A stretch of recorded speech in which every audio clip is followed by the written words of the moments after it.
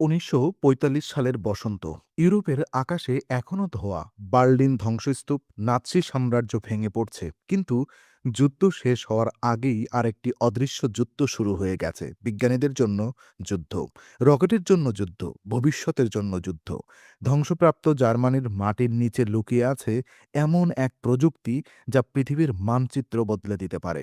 সেই প্রযুক্তির নাম V2 রকেট, আর তার স্থপতি ভন ব্রাউন। কিন্তু প্রশ্ন হলো, যে মানুষটির রকেট লন্ডন শহরে আগুন ঝরিয়েছিল, হাজারো নিরীহ মানুষের মৃত্যু ডেকে এনেছিল, যার কারখানায় কনসেন্ট্রেশন ক্যাম্পের বন্দীদের দিয়ে জোরপূর্বক শ্রম করানো হতো, সেই মানুষই কিভাবে পরে আমেরিকার চাঁদে যাওয়ার স্বপ্নের নায়ক হয়ে উঠলেন?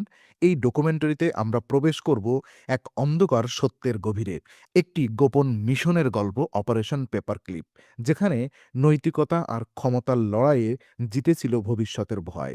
চাঁদে যাওয়ার পথ কি সত্যিই নক্ষত্রের আলোয় আলোকিত ছিল, নাকি সেই পথের নিচে চাপা পড়ে আছে যুদ্ধাপরাধের ছায়া? তো রকেটের জন্য দৌড়, the race for the V2 asset.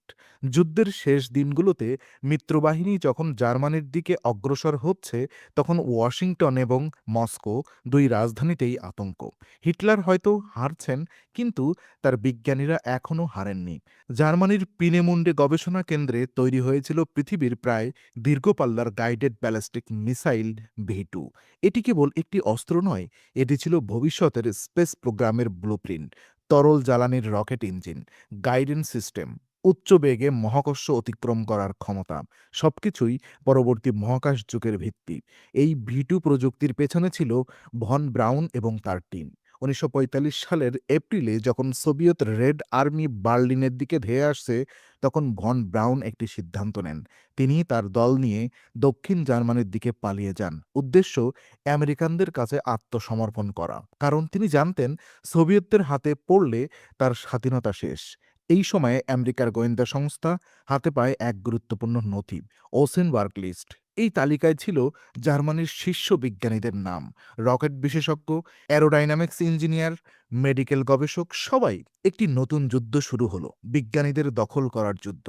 তো অপারেশন ওভারকাস্ট থেকে অপারেশন পেপার ক্লিপ। প্রথমে এই প্রোগ্রামের নাম ছিল অপারেশন ওভারকাস্ট। লক্ষ্য ছিল জার্মান বিজ্ঞানীদের আমেরিকায় নিয়ে আসা, জিজ্ঞাসাবাদ করা এবং প্রয়োজনে কাজে লাগানো। কিন্তু দ্রুতই এটি রূপ নেয় আরও গোপন, আরও বিতর্কিত এক উদ্যোগে, অপারেশন পেপার ক্লিপ। নামের পেছনের গল্পটি ভয়ঙ্করভাবে প্রতীকী। অনেক বিজ্ঞানীর ফাইলে কাগজের ক্লিপ দিয়ে যুক্ত করা হতো নতুন পরিষ্কার জীবন বৃত্তান্ত। তাদের নাৎসি পার্টির সদস্যপদ, SS পদবি, কনসেন্ট্রেশন ক্যাম্পের সঙ্গে সংশ্লিষ্টতা, এসব তথ্য মুছে ফেলা হতো বা নরম করে লেখা হতো। যদিও প্রেসিডেন্ট ট্রুম্যান স্পষ্ট নির্দেশ দিয়েছিলেন, যে কেউ সক্রিয় নাৎসি সমর্থক ছিলেন তাদের আমেরিকায় আনা যাবে না, কিন্তু বাস্তবে জয়েন্ট ইন্টেলিজেন্স অবজেক্ট এজেন্সি এই নির্দেশ এড়িয়ে যায়। কারণ তখন আরেকটি ভয় কাজ করছে, সোভিয়েত ইউনিয়ন। যদি মস্কো আগে এই বিজ্ঞানীদের নিয়ে নেয়, তাহলে পরবর্তী যুদ্ধ, কোল্ড ওয়ার শুরু হওয়ার আগেই আমেরিকা পিছিয়ে পড়বে। নৈতিকতা তখন দ্বিতীয়, কৌশলই ছিল প্রথম। ভন ব্রাউন, অপরাধ থেকে অ্যাপোলো। ভন ব্রাউন ছিলেন SS এর একজন আক্রমণ বিভাগের নেতা। তার তত্ত্বাবধানে তৈরি V2 রকেট তৈরি হতো মিটিলওয়ে কারখানায়, যেখানে হাজারো বন্দীকে জোর করে কাজ করানো হতো। অনেকেই সেখানে মৃত্যুবরণ করেন। তবুও ১৯৪৫ সালে তাকে এবং তার টিমকে নিয়ে আসা হয় আমেরিকায়। প্রথমে টেক্সাসের ফর্ট ব্লিস, পরে অ্যালাবামায় হান্টসটেলভিলা। সেখানে তারা আমেরিকান আর্মির জন্য ব্যালিস্টিক মিসাইল তৈরি করতে শুরু করেন। ১৯৫৭ সালে যখন সোভিয়েত ইউনিয়ন স্পুটনিক অন উৎক্ষেপণ করে, আমেরিকা আতঙ্কিত হয়ে পড়ে। স্পেস রেস আনুষ্ঠানিকভাবে শুরু হয়। ১৯৫৮ সালে প্রতিষ্ঠিত হয় নাসা। ভন ব্রাউনের দলকে স্থানান্তর করা হয় সেখানে। তিনি হন মার্শাল স্পেস ফাইট সেন্টারের পরিচালক, এবং এখানেই শুরু হয় সার্টন ভি রকেটের পরিকল্পনা, যে রকেট মানুষকে চাঁদে নিয়ে যাবে। তো সার্টন ভি, চাঁদের সিঁড়ি। সার্টন ভি ছিল মানব ইতিহাসের সবচেয়ে শক্তিশালী রকেট। প্রায় ৩৬৩ ফুট উঁচু, ৩ ধাপ বিশিষ্ট বিশাল তরল জ্বালানির ইঞ্জিন। এই রকেটের নকশা, গাইডেন্স, স্টেপ সেপারেশন, সবকিছুই পেছনে ছিল ভন ব্রাউন ও তার জার্মান টিমের অভিজ্ঞতা। 1969 সালের 16 জুলাই ফ্লোরিডার কেনেডি স্পেস সেন্টার থেকে উৎক্ষেপণ করা হয় অ্যাপোলো 11। 4 দিন পর 20 জুলাই নীল আর্মস্ট্রং চাঁদের মাটিতে পা রাখেন। তিনি বলেন, one small step for man. কিন্তু ইতিহাসের আরেকটি অদৃশ্য লাইন ছিল। এই পদক্ষেপের পেছনে দাঁড়িয়ে আছে একদল প্রাক্তন নাৎসি বিজ্ঞানী। তো অন্যান্য মুখ কি ছিল? ভন ব্রাউন একা ছিলেন না। কার্ট ডিভাস ভি2 বিশেষজ্ঞ, পরে নাসায়ের কেনেডি স্পেস সেন্টারের প্রথম পরিচালক। অ্যাপোলো 11 উৎক্ষেপণের দায়িত্ব ছিলেন তিনি। ওদিকে আর্থার রুডলফ মিটিলওয়েক কারখানার সাবেক ম্যানেজার। পরে সার্টন ভি উন্নয়নের গুরুত্বপূর্ণ ভূমিকা রাখেন। 1980-এর দশকে তার অতীত তদন্ত শুরু হলে তিনি স্বেচ্ছায় আমেরিকার নাগরিকত্ব ত্যাগ করে জার্মানিতে ফিরে যান এবং হাওয়ার্ড টাস স্ট্রিগলহোল্ড, যাকে বলা হয় ফাদার অফ স্পেস মেডিসিন, মহাকাশের মানুষের বেঁচে থাকার উপযোগী সিস্টেম তৈরিতে কাজ করেন। কিন্তু তার গবেষণার সঙ্গে নাৎসি মানব পরীক্ষার অভিযোগ জড়িয়েছিল। এরা সবাই পুরস্কৃত হন। নাসা ডিস্টিংগুইশ সার্ভিস মেডেল পান 1969 সালে।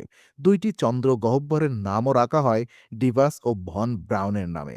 ওদিকে নৈতিকতার প্রশ্ন রয়েছে। অপারেশন পেপারক্লিপ ছিল কোল্ড ওয়ারের বাস্তব রাজনীতি। আমেরিকা জানত, যদি তারা না নেয়, সোভিয়েত নেবে।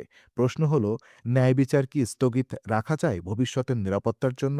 যে প্রযুক্তি হাজারো মানুষের মৃত্যুর মাধ্যমে তৈরি, তা দিয়ে কি মানবজাতির গর্বের মুহূর্ত নির্মাণ করা যায়? কিছু ইতিহাসবিদ বলেন, আমেরিকা ভন ব্রাউন ছাড়াও চাঁদে যেতে পারত। অন্যরা বলেন, তাদের তরল জ্বালানির রকেট ইঞ্জিন ডিজাইন ছাড়া অ্যাপোলো প্রোগ্রাম এত দ্রুত সম্ভব ছিল না। বাস্তবতা হলো, অপারেশন পেপারক্লিপে 16শোরও বেশি বিজ্ঞানী আমেরিকার সামরিক, মহাকাশ এবং মেডিকেল গবেষণায় গভীর প্রভাব ফেলেছিল।